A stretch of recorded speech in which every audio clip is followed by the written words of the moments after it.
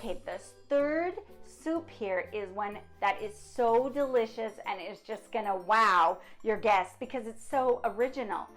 Instead of having a stew made from the regular potatoes and carrots and celery and all the other delicious stuff, we're gonna add sweet potato as the main ingredient.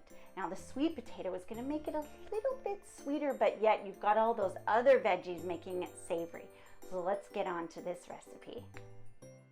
Okay, we're gonna saute 1/2 chopped onion and 1 garlic clove, and just add a little bit of vegetable broth just for the sauteing. Now you can do this over the stove or you can do it in your steamer until it's just browned.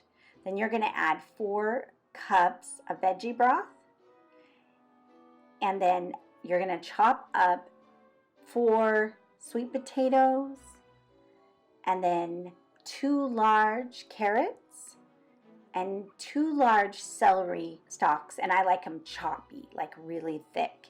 And then 5 chopped sun-dried tomatoes and a secret ingredient, diakon radish.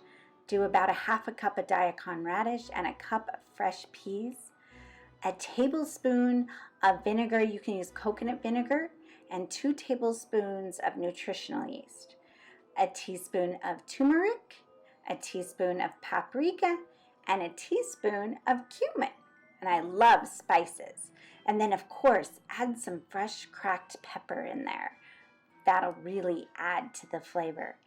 And then another secret ingredient, a tablespoon of almond butter and a little bit of fresh chopped ginger in our pot. You want to cook it until it's that stew-like consistency for about 45 minutes. Serve it with some fresh bread.